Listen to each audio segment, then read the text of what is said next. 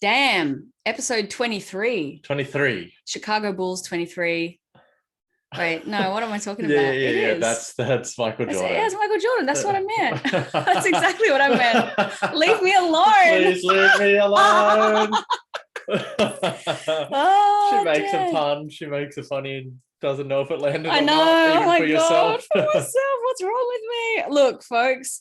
Okay. Hold up. So we have a very special guest today. And we haven't had a guest in a long time, actually. No, because we had too many white males. Damn. That we're trying to get some other folk in, and no one else has landed just yet. But now we have a special guest, as we felt we've talked about it in previous episodes. You would have heard. Can you bring the mic a little bit closer to me? No, it's my party. It's my show, and my voice will be the loudest. All right, put up with this. Okay. There we go. That's better. All right. And because we're moving up to the Northern Rivers, we're going through a lot of change. We decided to get someone on to come do a bit of a reading on us to see what's ahead. What's ahead for the podcast? What's ahead for our move? I don't know. Whatever else is ahead.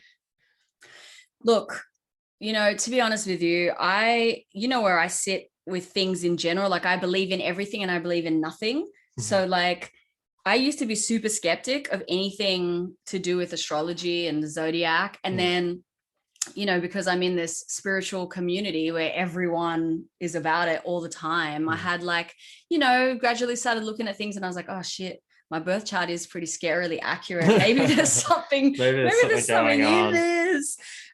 So what we thought today would be really fun is to go a bit deeper into, well, what is astrology? And, can you predict the future, or are you manifesting the future? Like, how does it work? So we brought this special guest on, and I've given them the wrong link. So they're still waiting for them to jump in. They're waiting for us in another room. It's all right. It's me and my signature chaos. It wouldn't be this show if there was no chaos. I wish you could see me because I look hot as fuck today. Just saying. Yeah, she had a glow up, and I'm fucking just got back from a run. I'm all sweaty. I got a pimple on my head. Yeah, but you're internally glowed up. Yeah. Yeah, I haven't done exercise enough. All right, we need some filler content while I sort this out. No, they have arrived. Are you ready? We need some sound effects. Dun dun dun dun dun dun dun dun dun. Dun, dun, dun, dun, dun, dun, dun, dun, dun. Hi. Hello. Hi, this is Bela Crowder, everybody. We're not live. This is pre-recorded, but when you're listening, we want to make this a big hoo-ha. So we need a round of applause from all our audience. The crowd goes crazy. We're super excited to have you on today because, obviously, this is new. We want to talk about astrology. We want to talk about predicting the future. And we also want to get to know you a little bit. So, Hi, guys. I already know Bella, so I know a little bit about Bella. Do you want to do an intro? Okay. I'll do it. We did a journey together. Okay, so once upon a time. Yeah. Do it. I went and did ISTA last year in September, and along came this figure that was very androgynous in their appearance, in their energy. So I was like, obviously a sick cunt. And just slowly across the journey, I think we had to be separated. I think we were on two different sides. So at the time it was middle of coronavirus, pandemic. It was very lots of restrictions for this retreat that we're on. So there was a tape down the middle of the room for 5 days, and we were separated. So we weren't even allowed to be in the same space as one another. But in little lunch times, we got to be socially distanced and have some drop-ins. And I just got this really warm, again, very androgynous energy from Bella, and felt very fluid in your pronouns. I'm just gonna say they for now. in their energy and their communication. And when I would look over to the other side of ritual, just the way you were moving your body and conducting energy, I was like, yeah, cool, this is my kind of person. So that's just my interpretation of Bela. Whether that is truth or not, maybe they're like, no, I'm just fucking solid this. But I look forward to getting to know you a bit more than my perception across Easter. What are your pronouns, Bela? My pronouns are she, her, they, them. Cool. Yeah. Cool. Awesome. Yeah. Thank you. No worries. So if you would like to do maybe a bit more of an introduction to yourself, unless that was just your exact bio that I just channeled. I loved that bio. That was a good bio. So kind of vague. But yeah. Bio, like,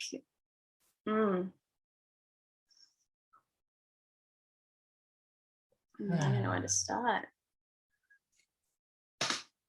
Let me ask you questions. Yeah, questions are good. Yeah. Awesome. So what do you love with a passion? What do I love with a passion? I love with a passion feeling the rawness of someone's being. So authenticity, vulnerability, aliveness. Yeah. I love with a passion feeling like the rawness of someone when like all of the facades and the kind of protective layers fall away. Yeah. And when I'm invited into that space too, and I can relate from that space too. Yeah. Yes. Yeah. And what are you staunchly opposed to or against, or what do you like? What do you hate? Oh wow. It's interesting you asked me that, because the other day I was like speaking to a friend, like, I don't know if I hate anything, like but I question that in me, right? I guess closed-mindedness, a kind of, which then comes with like a judgment of like, this is right and this is wrong, and like you must fit into like my idea of what is right. And yeah. Cool. vague again. That's cool. We can rock with the vagary. Vagueness is probably more accurate term. And what's your purpose work in the world right now? So yeah, I guess like working with like what I love and what I'm here for is to like, I guess, support people to know that they're safe to be them, right? And so like I use the tools of astrology, I use other tools around like creating emotional safety, creating emotional fluidity and transparency, and creating I guess tools that just support people to take up more space with their authentic truth. Yeah. So a lot of it, like a lot of my work, like I notice it'll just come back to like feeling, right? Supporting people to feel. Yes. Yeah. Oh. I'm gonna do some clicks. Clicks. Resonating. Yeah, beautiful. So I guess, yeah, we work in a similar field. I mean, I'm trying to avoid that word work, but we play in a similar realm. Yeah. Like we want similar things for the humans that we love and care for in the world. And we want to live in a world that is where it's safe to be yourself. Yeah. Me too. So how did you come into the world of astrology? Because we were just talking before you jumped on, I was saying how it was never really real for me. I was very skeptic. And then I had a couple of readings and I was like, oh, all right, maybe there's some shit to this. You know, I mean, I am a Leo after all. And then I found out that I had like 4 placements in Sagittarius. And then I found out what Sagittarius traits was like, oh, that sounds about right. But how did you come into it? And what is it that you love about it? Yeah, it's beautiful because I'm quite a skeptic myself. I still kind of engage with it. Like I have days where I'm like, this is all bullshit. And then I like prove myself wrong, which I think is healthy. Totally, yeah. But yeah, I drive myself mad sometimes in that regard. But I guess what pulled me there initially was just I was in a lot of pain. I was going through like my first really intense breakup. I was like trying to understand why I was feeling what I was feeling. And actually a lot of it was I was just like in my head trying to get a deeper understanding of self. So I've always been surrounded by astrology, like my family, cousins. I grew up in Bali. I've been kind of like exposed to that kind of world was just like a normal for me. So I just, when you say you grew up in Bali and you were exposed to astrology, does that mean your family's hippies? Is that what you're trying to say? They're like in the some of my family world? Yeah. I grew up with like it was pretty normal for like, you know, my friends' parents to be following gurus and to like, Gotcha. So you've been immersed from a while back. Yeah. And then I moved to Byron Bay when I was 13. So same shit, different country. Yeah, exactly. Love it. Shadow and all. Yeah, exactly. But so yeah, I dove into astrology to try to understand myself, and it was like quite a self-absorbed experience for like a few years, and I was just, and it gave me a lot of insight, and then I got to a point where, you know, I was just like looping in awareness, and it was another kind of avoidance tactic, like avoiding dropping into my body, avoiding feeling. I was like trying to heal through awareness. And that's when I started to explore embodiment, and that's when astrology really opened up for me. I was like, okay, like astrology works when it's embodied, when it's practice, and it's not just like, astrology is not the healing tool, right? There's like clues and guidance there, and sometimes a map, but it's not the answer. And that opened it up for me. It opened the door. So when you talk about embodied astrology, like what does that mean, I guess? Like what does it mean to embody your astrology?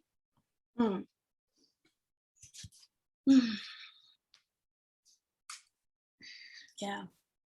So I guess like I could answer this in a few ways. Like you know, I'm like obsessed with, okay, when I look at a client's chart, like the first thing I'll look at is like, how is this person avoiding feeling? Like what's their like mechanisms? What are the protective mechanisms? What do they go to? It's like, you know, so bringing awareness to that and supporting someone to like, okay, this is how I have a tendency to avoid actually like being with myself and feeling what's true is one thing. And then there's like, where are there, you know,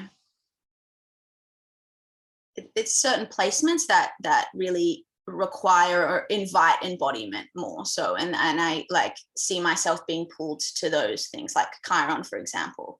Chiron is like, you know, the wounded healer. It's the asteroid that speaks to our wound, and to really receive the medicine or the wisdom that lives in that placement, you have to feel. You have to feel your limits. You have to feel the way you treat yourself. You have to feel the beliefs you have that are associated. So the placement can give you this like beautiful awareness of like, you know, you believe you're broken in this area of the chart. You're not. It's a belief. And it still hurts. The pain is still real, but it's not true. So then my invitation would be like, feel and don't believe. Cool. And then that liberates. Yeah. Then there's like, yeah. So it's kind of like that, just that little snippet as a slogan: feel, don't believe, or don't that's believe, me. That's me. Like I'll just like slip that into every reading. It's so good because it's so succinct. It's so powerful, right? And I feel like that in so many ways is the antidote to the way we hold any kind of dogma, like whether it's spiritual or religious or gender or whatever. It's like feel, don't believe. Because if you feel it and you experience it, there's no need to believe whether it's true or not. You've already experienced it, so therefore it becomes true for you, right? No one can take that away from you. I love that. I'm fully going to steal that. Like borrow. Beautiful. Beautiful. Do it. Oh, I have so many questions, but I'll slow down. I'm very fast, so I'll slow down. So I'm curious around like with astrology and where you're at with identifying with your chart. Like, it's like, oh, I was a spiky to someone. I'm a Scorpio, like I knew it was gonna be Scorpio. Like super narcissistic. I don't want, I'm just a Leo, whatever it is. Gemini. Whatever it is like, where are you with like being at the forefront of like, for instance, sometimes I've interviewed people and in their bio, they like the first thing they put is like, I'm a this and blah, blah, blah. And then there's also people that just justify their their actions with blame it on my astrology. Yeah. It's just it's the stars' fault that I'm like this, I'm curious to hear about your journey with that right now. Yeah, for sure. Yeah, I guess that pisses me off when people do Good. I think that's where like astrology can get a bad rap, it's just like the way I see it is each placement has like a spectrum of expression, and like if you want to excuse like your shadow because of your placement, it's like you're just like stuck in the shadow, and there's no excuse there. Like for me, it's just like we all have shadow, and again, astrology can like highlight, the shadow of a Leo is maybe self-obsession and a lack of receptivity to others. But in its like full expression, it would be this beautiful kind of this self-love that allows a Leo to take up space with its creative expression and receive love and love others and celebrate others and see the uniqueness in others because they see the uniqueness in themselves. It's like, yeah. So totally. I guess that's me. Yeah. I definitely don't. Yeah. Another one I have is why are queers so obsessed with astrology? Astro queers. Like I feel like in the like who's into astrology, the biggest slice of the pie is queer people, right? Yeah, I know. I've thought about this and I don't feel I have the answer. I mean, I have a theory. Yeah, my theory is because like if you're queer, you have no choice but to become fascinated with why you're different, because you're already going against the grain of like mainstream or society, and you need, well, I feel like it's like we want ways to understand like what is it about me that makes me different, or why is the world like this? Like naturally you have to question because you're different, you're on the outskirts. And when you've come across this modality or this system of understanding human behavior or human expression, I feel like it gives you a sense of comfort because it gives you insight or perception. And I think when you have that, there's a feeling of safety. Oh, well, if I can understand, then I can feel safe in it. And I think naturally queer people are always going to gravitate to searching around identity because you live in between, right? You're kind of between worlds person. That's my theory. Yeah, I like that. I feel that. I ask a lot of astrologers that question, like people that are into astrology. I'm like, why us? Why us? I have a question, and this is like a total noob question, and it's more like the technical aspects of reading a chart. Like, what's a placement? How does it work? What does it mean if you're Venus is in something? Like, what does that mean? Like in terms of, because it's about the stars and where the star, like how does it work? Okay, beautiful. I love so like your birth chart is essentially like a screenshot of the sky at the time of your birth from the place of your birth, right? And you'll notice like your rising sign or your ascendant, that is the sign. So each sign of the zodiac is a constellation of stars, right? So that constellation of stars that was rising up on the eastern horizon, that's your rising sign. And then there's four points in the birth chart that kind of translate astronomy into astrology, right? And then from the perspective of Earth, like the moon is a good example because we can see the moon. Like whenever you're looking out at the moon, there's a constellation of stars that it's going through, and that will be something, Sagittarius, say. So if that's your placement, the moon in Sagittarius, you're going to play out the moon in a Sagittarian way. So gotcha. You do that. The how you do a planet is the sign, and the karmic, like what you're evolving through, is the house. So there's these two elements that play out. Yeah. And another noob question, because there's different kinds of astrology, right? There's like Vedic astrology, but the astrology that most Westerners practice, like where does the concept of Sagittarius come from, or Virgo or Leo? Like what is it, or who was it that looked at this constellation of stars and decided, that's a bull and that's Taurus? Like where does that come from?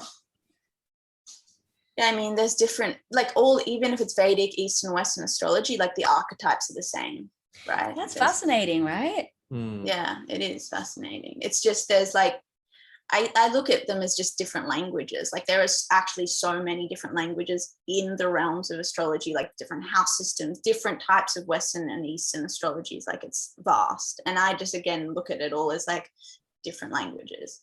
You know, the origins, I don't know, I've looked as far back as like the Egyptians, but I'm sure it goes way, way further back than that. I know like the origin of desire came from the stars, like looking up, that kind of like the first humans that looked up at the stars and noticed, you know, the shifts night by night, and then had this kind of awareness, there's something larger than me.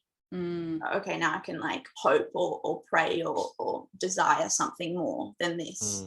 And I feel like that's where it kind of started to begin.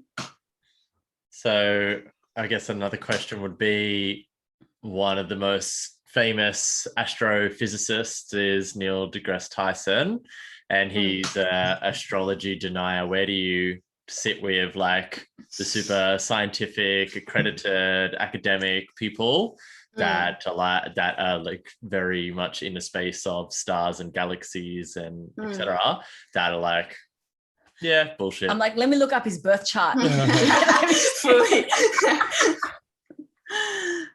You know, like I get it. Like I get why it would be hard to believe. Like it's so intangible. Like it doesn't make sense. Like in the like linear mind, like logically, it doesn't make sense. But the reason I have like such a belief in it is because of how many charts I've read, and how, like, it's so easy for me when I have skepticism to come up.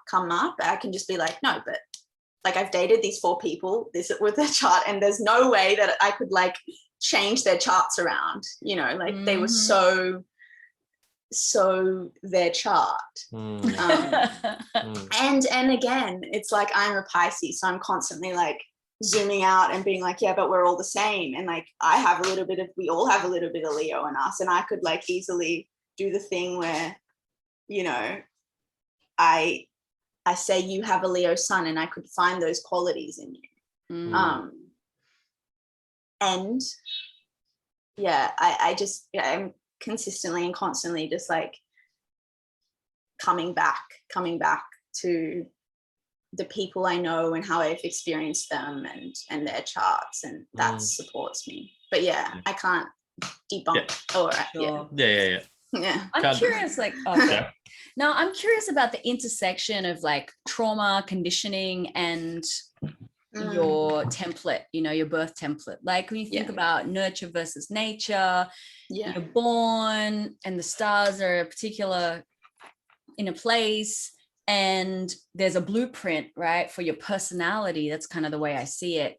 But then life happens. How much does your astrological blueprint influence your life experiences versus how much does your, maybe even traumatic life experience, can they actually make you sort of live a life that's not accurate to your birth chart? There's a lot of questions wrapped in one, but just as a starting point. I wouldn't say that it wouldn't be accurate to your birth chart. Like I would say, so the birth chart doesn't give us like information about how self-aware someone is, or how, like, I don't know, evolved or, awakened someone is. It's so that, again, there's that, like, unfortunately there's like, such an array of expression that a birth chart can like play out in, right? And this is, I do also believe like the chart says a lot about like conditioning. It has like what our boundaries and consciousness will be, and it speaks to trauma, and it speaks to pieces like that. So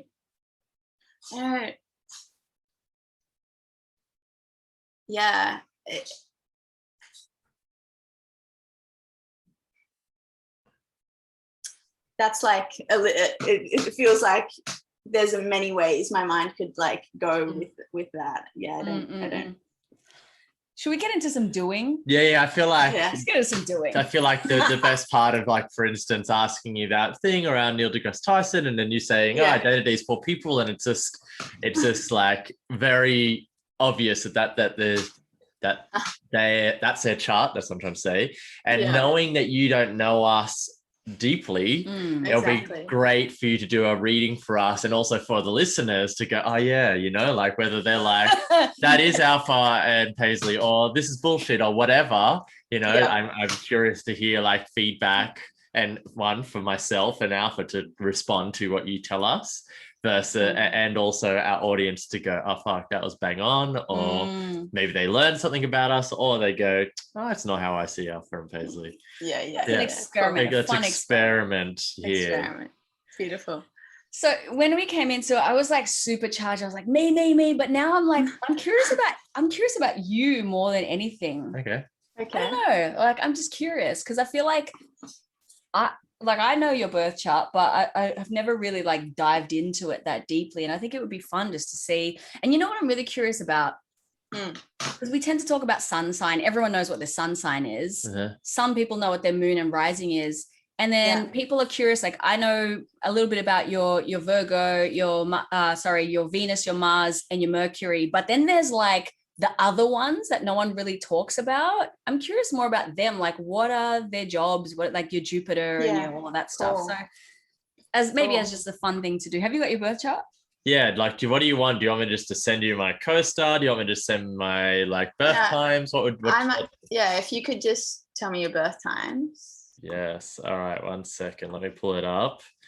So it's July 8th, 1991. And then... This is live, folks. This is happening live. This is no pre-planning. This is fucking chaos embodied. Let's go. What time? Just I'm just pulling it up now. But I'm pretty sure it's 3:07. But let me just... In the morning? Figure that out. Should that be... I had my birth certificate somewhere, but I can't find it. Is there a way on CoStar that tells you your time? Birth time, yep. 3:24 p.m. Beautiful. And my birthplace is Sydney, Fairfield, New South Wales, Australia.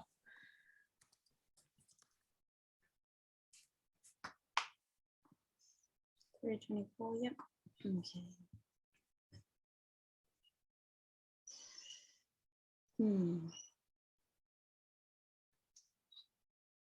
Cool.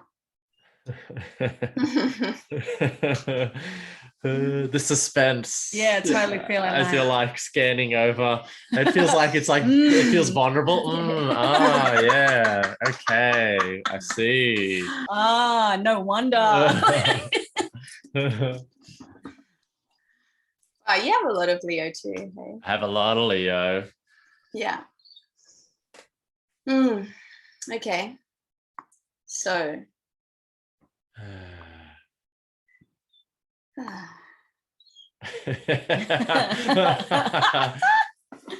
Let's start with Pluto then. Okay. I look through the lens of Western astrology, and specifically evolutionary astrology.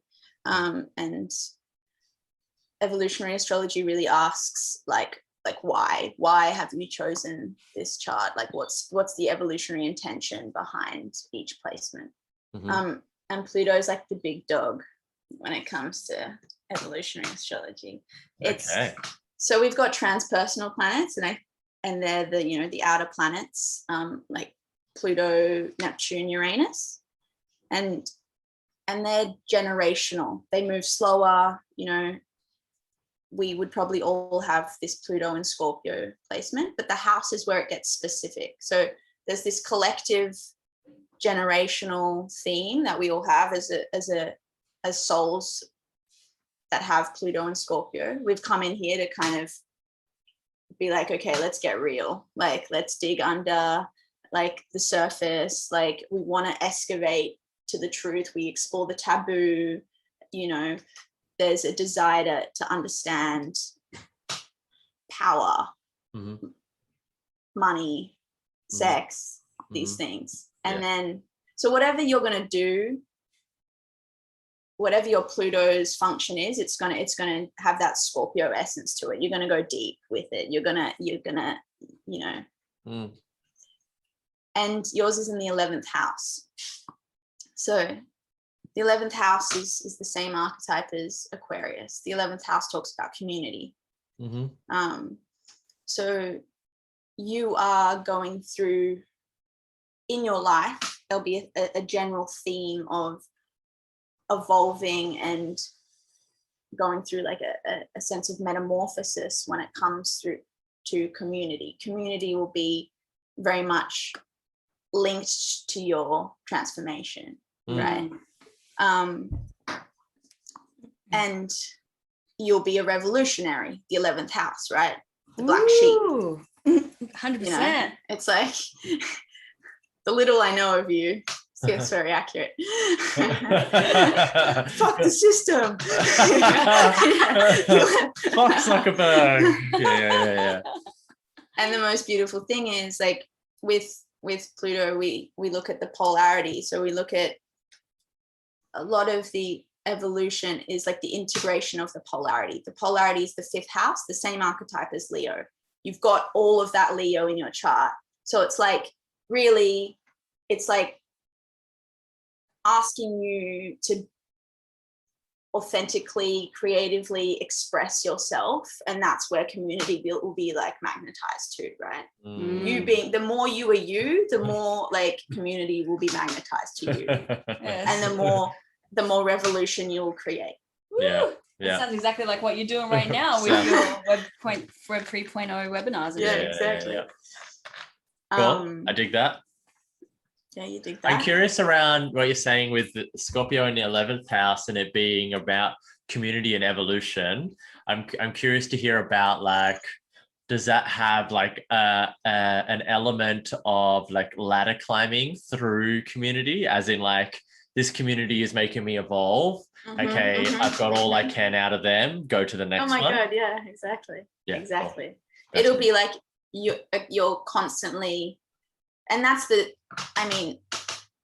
you were less self-aware, that would be the kind of shadow, would be to be like, oh no, but I'm validated by this community, and there's like a sense of community and wholeness, and I don't want to feel like the lone wolf again, so I'm just going to stay. But like, what's actually being asked of you is like, no, it's like not fitting anymore. Like, there's something else I'm wanting, and that potentially would bring on moments of isolation or feeling like lonely or feeling like, oh, I just don't have those people that like get me or feel me on this level, you know. But yeah, that was literally what we're talking about on Saturday night at a party. We did this like intuitive thing around who you're most grateful for, and mine was, I'm most grateful for me for evolving through my communities. It was no one else, it was all me moving through the communities. Classic. Yeah, he's a Leo in his chart, so that's also why we click, I guess, because we have that similar like showman, but like a lot of heart too, you know. There's a lot of heart, but there's a lot of self-love there. I love that. So beautiful. So that's Pluto, right? And I guess and the thing that I like to look at is also the nodes. Like Pluto and the nodes have a beautiful relationship. So what are the nodes? So the nodes are the nodes of the moon. So they're 2 points in space where the moon touches the ecliptic, basically. So, you know, when we have eclipses, it's the sun and the moon are exactly on the north and south node. Okay. Yeah. They're 2 points in space. The moon and the 2 points in space is good. That's all my brain can handle. And an eclipse. Yeah. Yeah. And what they like symbolize in the birth chart is the south node is like where you're coming from. We can talk about like past lives. It's that tool belt you have from past lives. It's a familiar space, what is known, and then the north node is like calling. It's unfamiliar, it's unknown, and it's like your north star, like come and integrate this polarity. Yeah. What's his north star? So his north node is Capricorn in the second. Capricorn. So explain that to me. I mean, the calling is to be a wise elder, or like, you know, like step up and mature in this lifetime, really. Like there's a massive maturing that you're going through in this lifetime, and there's, you're stepping into and already have, like, I can see like a place of like space holding or leadership, or, you know, creating like a pillar for people to feel safe under. Cool. Feel seen under, right? Right. Yeah, and your south node, you know, like the staying safe or staying in that south node would be like, oh, it's too hard, or like I just want to stay home and feel, it's like anything like a child not wanting to grow up, not wanting to step up. But there's this beautiful, like the tool belt is this beautiful emotional fluidity and sensitivity and empathy and, you know, a gentle, caring nature. What is his south node again, Soz? Cancer. Oh, that's why. Okay. Yeah. I was like, oh yeah, cool. So you know Cancer well. Yeah. Yes. I am a Cancer. Yes, like my sun sign is. Sun Cancer. is in the Cancer. Exactly. Yeah. Right. Yeah. I don't fully like all the way understand Cancer, like, and how that's relevant to my life, but maybe we'll get a bit to that throughout here. You know, it's like sort of my sun sign is the one I'm least familiar with. Right. Okay. Do you feel disconnected to Cancer?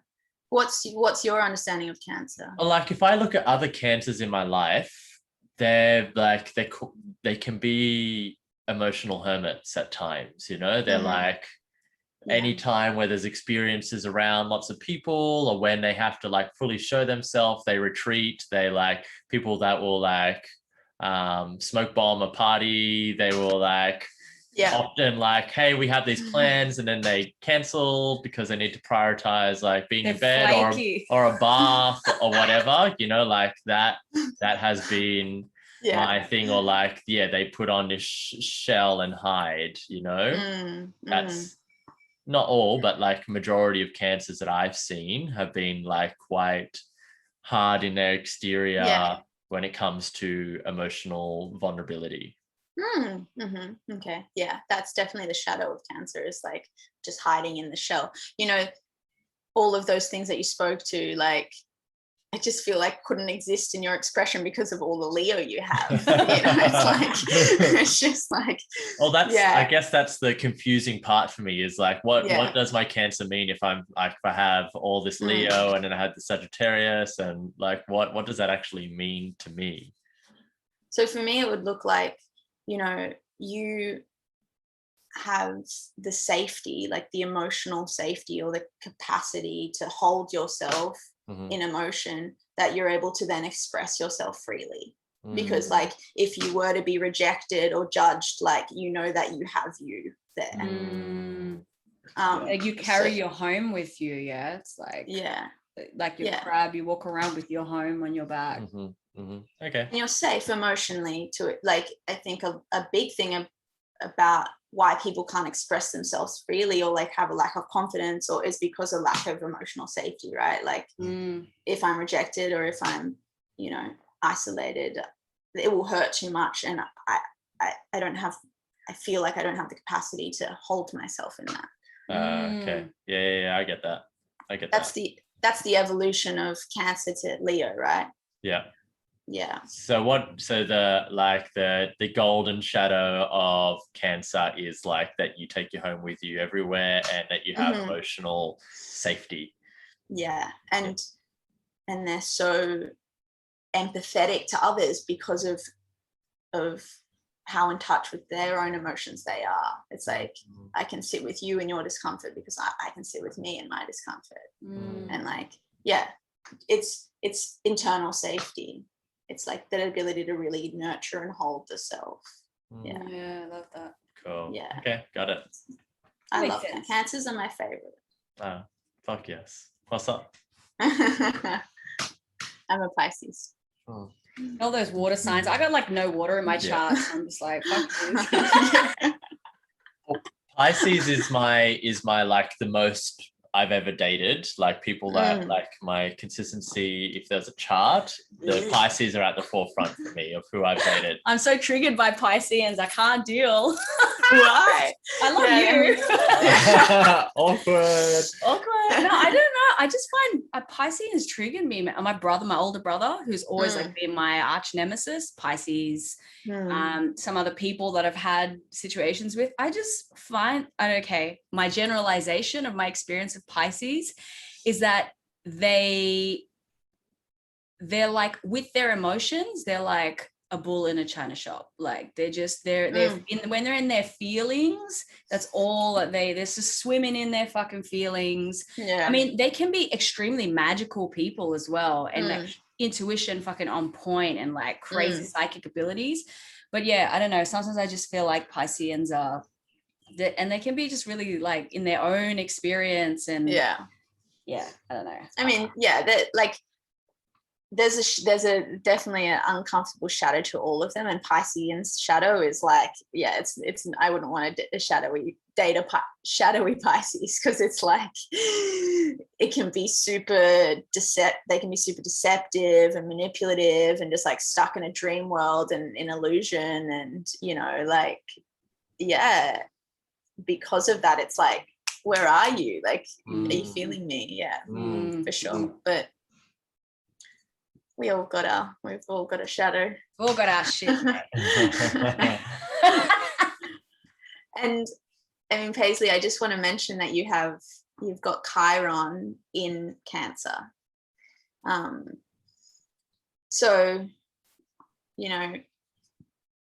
Chiron is this part of the chart that we feel like we're broken in, or that we feel like we're wounded in. A lot of the time, Chiron's quite like embedded in the subconscious, so we're not like super conscious of the beliefs that we have around Chiron. But there's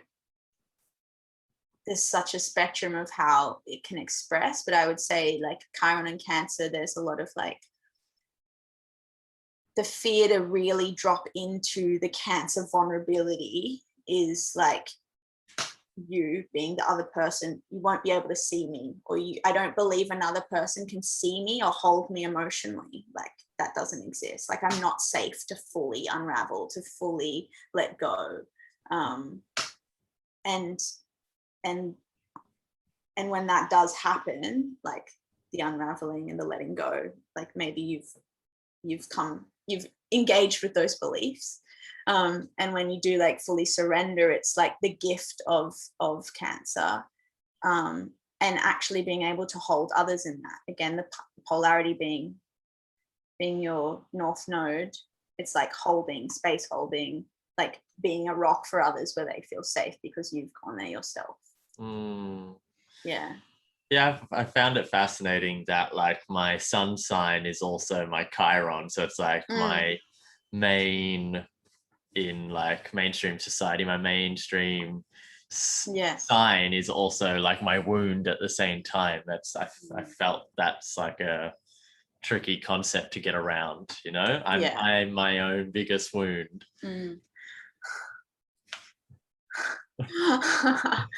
Yeah, okay, when you say it that way. I mean, I look at Chiron as like not as the wound, but like the medicine, you know, the medicine that it's Chiron is the experience of the broken open heart. So when you allow your heart to break open, the medicine that lives like beneath that experience, beneath the protective mechanisms, right? So I would say, you know, Cancer also rules the personality, the sense of self. So that breaking open would have a lot to do with like maybe like the sense of self just shattering, and like the many layers of like, oh, this is who I thought I was and I want to hold on, and letting go, and then like the medicine that comes from that. Yeah, that's definitely true. Yeah Definitely. Yeah, I love what you said. You said Chiron is the medicine of the broken open heart. Yeah, that's fucking golden. Broken open heart, so beautiful.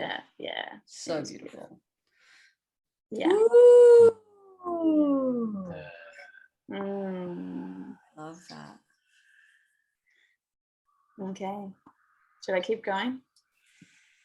Only if you feel like there's some other medicine that can come through. Yeah, what are you feeling? What's alive for you? What's exciting for you?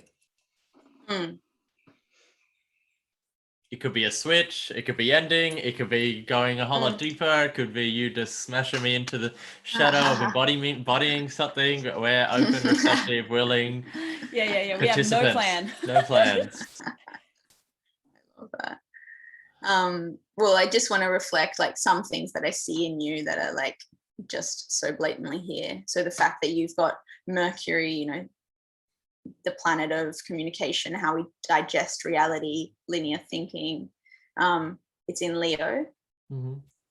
It's in the 8th house. So how you're going to communicate and how you're going to understand reality is through the Leo function. So there's going to be like an expressive nature to you, right? There's going to be like a captivation, a magnetism, and the what is the 8th house. You know, it's the same archetype as Scorpio. So you want to talk about, again, those things that are beneath the surface, the taboo. You want to understand yourself, and you have like that kind of eye or that ability to see beneath people's bullshit as well. Like you have that natural kind of like psychoanalysis. I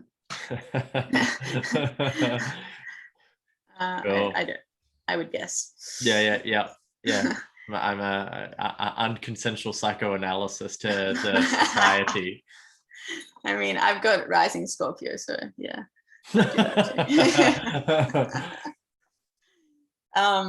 And then, you know, Alpha, you said you wanted to hear about Jupiter. I see like Jupiter is our path, like that individual path we walk. Say like the three of us walk down the same street, like our experience of that street is different. The wisdom that comes from that experience is different, right? Even though that street is the same. That's Jupiter. It's like the path we take to developing our wisdom, or to where our belief systems come from, right? What inspires our beliefs. And again, yours is in Leo. So that is like, the more you take up space with your authentic expression, it's like it's a spiritual experience. It's like the more it awakens that like philosophical mind, Jupiter. You got a question? I got a question about the previous one. There's something comes up there around like this, like psychoanalyzing in a society and people and seeing the shit beneath the surface is also multiple times I've had like reflected to me from people of like semi like the opposite side of that of like like people saying I can't identify like the archetype or the psychoanalyst of me. I'm not getting this across completely, but what I'm saying is like someone's like it's like something is pretty much like wrong with the way that you psychoanalyze, and like this level of not being triggered by anything in a manner, like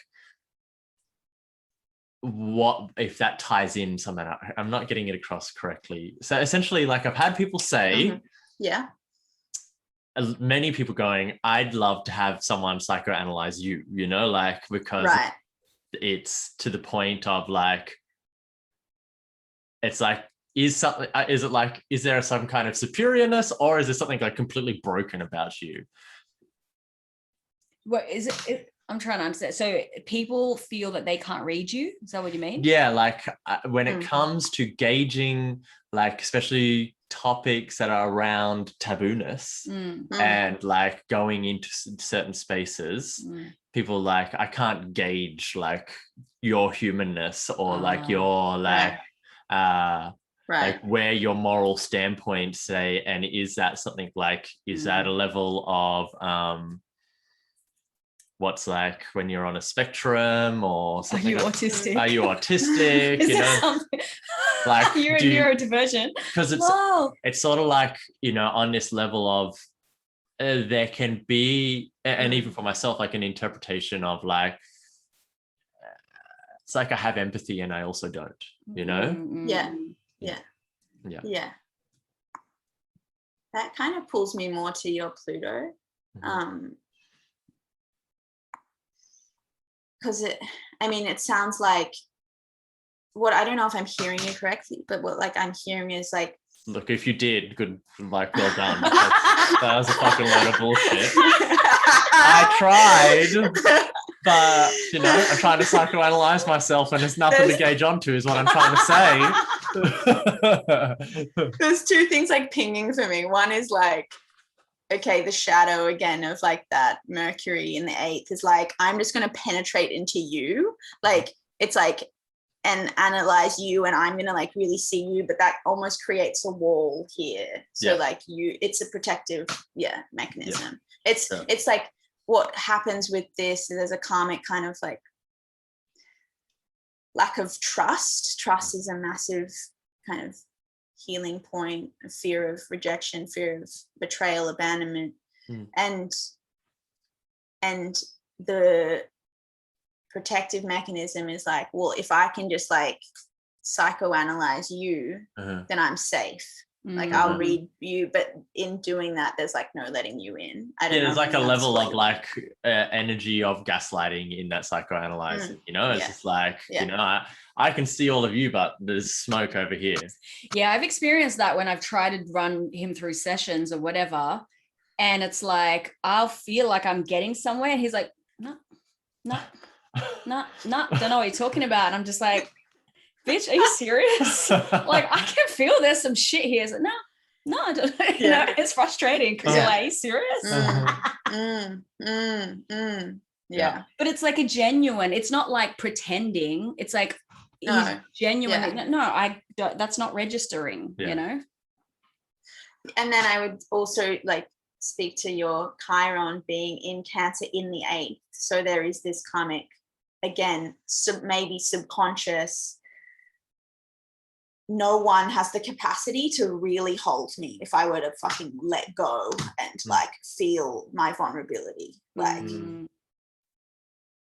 and there's such a deep fear of being rejected in that, or being abandoned in that, or betrayed. They're the kind of themes of the 8th house, right? Yeah, or like, you know, this is what's happening right now, like what Alpha's saying. You're saying that, I'm like, no clue. Yeah. Online. It's like you're not even being honest with you're not even being honest with yourself, let alone, you know, others. Thank you like, for saying that, Bella. I need to hear you, but thank you. Can you just grill me while she's gone? Yeah, there's like a level of you know, it's pretty rare that like I go all the way into, like, I can do vulnerability for sure and share vulnerable things, but at the same time there's no like big like Pisces unraveling for me, you know. There's no like throw myself on the bed and turn it into a sea of emotion, you know. It's more like and if it does, it's like turn the tap on for a bit and then it's like, cool, that's it, I'm done. Yeah, there's a level, like, you know, that maybe that's why I love Pisces so much, is like, you know, I have this image of a friend, I won't name, but remember this friend when they came down, we're going to Falls Festival, and they just we hadn't even said hello yet, they just threw themselves on the bed in like all their tears and their life's ruined, everything's fucked, and we're like, so dramatic. Hello, you know, like, and it's just like, to me, I could just never, that's just never gonna be me, you know, like this, like big, like unraveling, hold me, into to that extent. I just don't see that. And I guess the question is like, is that never going to be you because like you believe that's just like your wiring, or is that never going to be you because there's like a part of you that's not allowing that level of vulnerability, or that level of, because it's going to, like, vulnerability, you know, it's like, not just, obviously we all know this, but it's not just that experience of like, I'm sharing something vulnerable and like it's vulnerable because the topic is vulnerable, but vulnerability feels fucking horrible, right? Disgusting. It's like, actually when we're being vulnerable, it's like horrid. Well, like, you know, you were ISTA 1, right? You were ISTA 1? No, we're 2. 2, okay, 2. Was that when? No, I think it was still 1 is where you do aspecting. Did we do aspecting? I don't know. But like, for instance, so no, I've done 1, so I know. But yeah. Anyways, like, I think like for me, this is like psychoanalyzing me all of a sudden. But like, you know, the piece is like, I guess I'm seeing is, I don't really want someone else to hold me in it. It's like, if you can get me to the point, and then I'm like, cool, yeah, I got it, I'm going to move through it. I don't need like rockabye babies. I just like, if you can get me to the point that cracks me open, fucking great. But, you know, and I'm just imagining, I thought you were, but at ISTA, you know, there's a few moments where I'm just like, there was no resistance to it for me, but it was like, it was sort of like, please, like, find that spot for me, and then I'll crack. And then there was like one of the days where I just cried for like fucking 2 days straight. I feel like, because, you know, I know you quite well, it's also like part of a Cancer thing as well, is that you are very, like, your process is very personal. Your process is deeply personal. You unpack a lot of stuff in your journaling. That's kind of the way you tend to move through things. You go out on a spirit quest into nature. Like, you don't really, your public sharing persona is different to your deeply personal healing persona. It's very different. Like, you might share on the internet, sharing vulnerably, but only once you move through it. You won't share it in the moment, right? No. And in the few times that I've seen you in the heart of your vulnerability, you were fucked. You, like, you know, in your shame spiral, like, it's so difficult for you to let anyone come near you in those moments. It's horrible, you know? And I mean, I'm laughing because it's funny.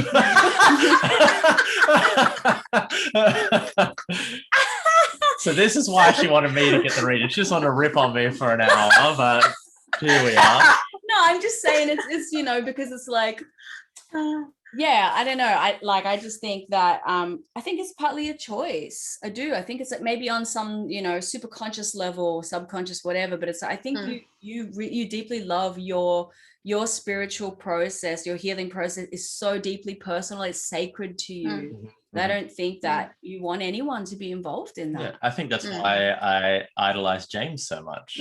Is that like a mentor of mine, friend of ours that passed away, you know, super sacred, like always own journeys on no his one knew own. anything about No him. one knew anything about him. He just I don't know if you knew James at all, James Skarkos, but he's up in Byron area. But yeah, super just like would disappear, and I just admired it so much.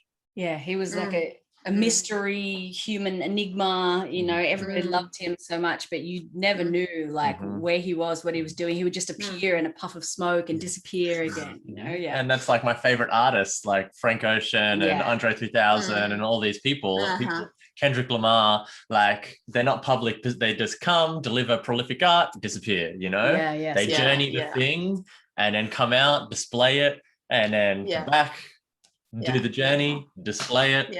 That's and like to everyone else, it's like, oh my god, so vulnerable, so blah. But it's like already journeyed that. This is just exactly. The next point of this is just the refined, delivered point of it. Yeah. I'm the opposite. I'm like all process, no result. Live art is what we call it. Live art, immersive art. It's amazing.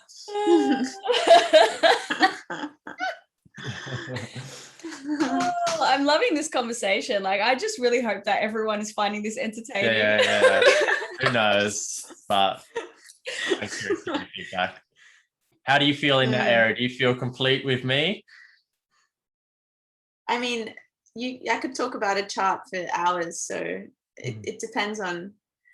Is there any other pieces that feel super alive that will be like, damn, we needed this today? Because the podcast is, I needed this today. I needed this today. Is there anything else that's needed today?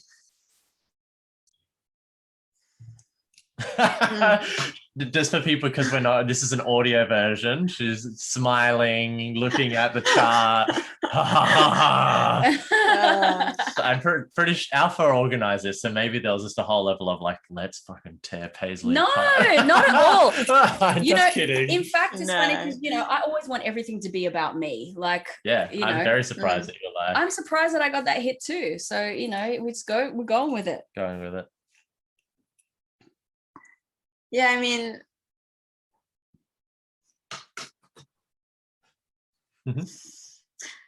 I'm seeing the one other thing that I'm seeing here is that your Lilith is conjunct your North Node, and I didn't see that before. So can we get that explained for like astrology for dummies now? For sure. And I'm the dummy. Lilith, yeah. Lilith being in astrology, the Lilith placement will speak to like this instinctive feminine wisdom that like rises up from the base that has been suppressed, has been shamed. So the accessing of that, again, that wisdom comes from kind of moving through layers of shame and potential anger at being shamed. Again, it's like one of the placements I like to work with. And so it just feels to me like, seeing your expression online and the little bit of you that I've like felt in the flesh, it feels to me that that's really your path. There is this like wild, feminine, expressive, instinctive nature to you, and just like giving you the feedback that that's really supporting that kind of calling, that North Node calling, that's really supporting as well, like that wisdom of your process of moving through any shame of being suppressed, of any shame around like how you should or shouldn't kind of be, is your wisdom, is where your wisdom is. So it's like any place that's that there's shame in expression in like like it's wise to move into that and express through it, right? Yeah, exactly. Like right now it's like going up against Instagram and censorship and whatnot, and like the shaming, it feels like a form of shaming our bodies, our expression, yeah expressing through that is where liberation is, right? Exactly. Cool. Yeah Can you explain Lilith a bit more in the manner of like, is Lilith a planet? Lilith like an astrology like Cancer? Like, what is Lilith? Yeah, I'm like, why is there a Lilith and not like an Adam and an Eve? Like, how does it work? There's a lot of different asteroids. Lilith is just one I work with. There's like Persephone. There's like actually hundreds. Yeah. But Lilith is one that I work with because I've just had experience with it in my chart. So it's an asteroid like Chiron. Okay. And it just gives this bit, a bit of a deeper information to like the feminine aspects of the chart. So there's Venus, it's like the general feminine, and Mars being the general kind of masculine placement or penetrative energy. And then there's like depths in the asteroids, layers. Got you. Yeah, cool. Got you. That's cool. I got to run to toilet. You two continue. Someone told me that Lilith tells you a lot about your sex life. Is that true? I mean, it can. There's a lot of different things in the chart that can speak to that, but I guess that it could speak to any shame you have around sex or your sexuality. Like, yeah. Gotcha. Cool. Fascinating, revealing session on Paisley Heart. So, I mean, while Paisley's in the bathroom, maybe like, do you want to talk a little bit about some of your offerings and like, what you how people can engage with you? Yeah. So people can engage with me on Instagram, Bela.Crowder. And yeah, my offerings, I do just one-off like astrology readings, and then I have like a mentorship where we journey for 8 weeks, and we dive quite deep into the chart and really understand the chart with like slowness and experiencing it. And that's one of my favorite offerings. And then I have a non-astrology offering, which is called the Embodied Heart, and I run that every few months. And it's an intimate group container where we get really honest, essentially. If I'm gonna get really honest with ourselves, we feel, we learn the ways we're lying to ourselves. We get intimate with the ways we're lying to ourselves. And that can all be found on my website. Beautiful. So there's some options there for folks who want to engage with your work and what you do in the world. And my feeling is, just from this conversation, my sense is, obviously correct me if I'm wrong, but it seems that the way you offer your services are like slow and deep and deeply felt. And it's a lot about emotional safety and what can arise when you have that kind of emotional safety. Yeah, exactly. Yeah, for sure. I've learned that, less is more when it comes to astrology. Like, as there's a lot that can be spoken to, and it can be overwhelming almost, when I'm just like, here's an hour and a half of awareness. Like, run. It's almost like those pieces where I can actually get someone to feel and drop into their body. It's like, even if it's just one, that's where transformation happens, Yes, thank you for speaking to this. I really feel this. Like, I feel like this is the thing that our listeners need to hear, especially astrology junkies, or even like, for those who are like, oh yeah, it's just my, my rising, blah, blah, blah. It's this, it's just that. Like, to intellectualize your chart is not actually helping you, but to be able to embody it, or to have a felt real experience of who you are as opposed to who you think you are, that feels like such an important distinction and, and point of discernment. And I'm really glad, like, just to hear this, because I don't hear a lot of astrologers talking about this. Like, how do you fucking embody your charts, your placements, or, so that's refreshing. So maybe, because I feel like we're wrapping up, but how would you recommend, like, if someone is at home, they know their birth chart, they like know what their sun, moon, rising, all that shit is, like, what is the starting place for someone to begin to embody an element of their chart?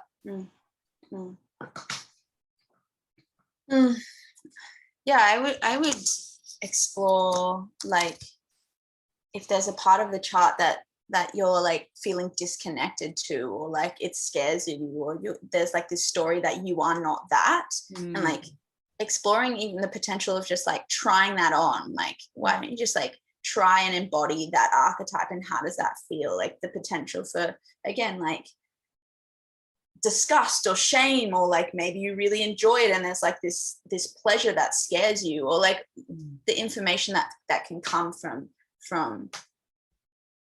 just trying it on and playing it out. I feel like that's a beautiful way. Cool. I like that. And do you have a integration task for me after reading my chart, something that you feel like I should go out and embody or do in the world that will make me in the golden shadow of my astrology chart? Oh, like the first thing when you first asked that, I was just be gentle on yourself. And I'm like, and then my mind was like, he's not going to want that. He's going to want like some like integrative. You need some like rock and roll homework. I want some like homework.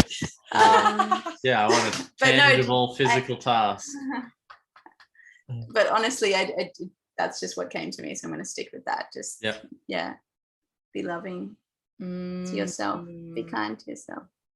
Yeah. Do you have a tangible version of being gentle, kind to myself that you're like, this is what you need in your chart? Is it like a meditation? Is it a bath? What is it that you go, this is what is needed? I mean, I love the kind of practice of whatever, you know, you're doing in your life, and then say you go to like reach for your phone first thing in the morning, right? And you're just scrolling, and then like the head comes in and it's just like judges that as being wrong. Like bringing love to that part of yourself that did that. Just loving like each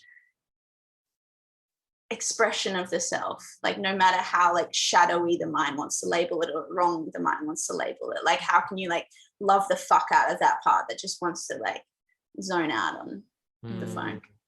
Awesome. I can do that. Yes. I can do that. Beautiful. Yeah.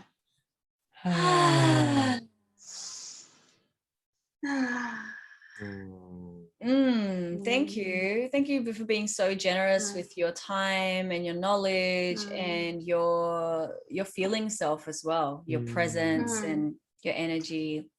Yeah. I feel like we learned a lot. Yes. I feel like we learned a lot. Yeah. Is there any plugs, anything we you'd did the like? Plugs when you were in the bathroom. I missed the plug. I'm gonna have to listen back. Maybe there's an offering in there for me. There is probably. Oh well, thank you a ton. I'm grateful that I got to be the red that you took me to the library. And spilled the tea. Yeah, spilled the tea. And we will be up in your neighborhood in a week and a half from now. So I would love to do some hanging in real life. Yeah. I'd love that. Yeah. You coming too, Alpha? I am. We're all moving up. Nowhere. Yeah. Wow. We're all moving up right now with nowhere to go. Yeah, we got nowhere to go. We don't have a place yet. We got to move out of this house. It's hilarious. We're just following the golden thread and trusting that all will unfold beautifully. Yeah. Okay. We've got a room for a week free if you need a room for a week. I might take you up on that. Yeah. I'll reach out. Yeah, beautiful. Amazing. Yeah, my housemate's going to Sydney for a week. So. Oh, cool. Swapsies. Okay, well, again, thank you so much for everyone who's tuning in. Please go follow Bela Crowder on Instagram, hit up the programs, they sound amazing, or do a one-on-one session so you can get yourself read like Paisley Heart. Let us know what you needed from this episode today. What did you learn about astrology and the ways that you use it to justify your shitty behavior? Let us know. All right, lots of love. Big love. Bye-bye. Bye. See you guys.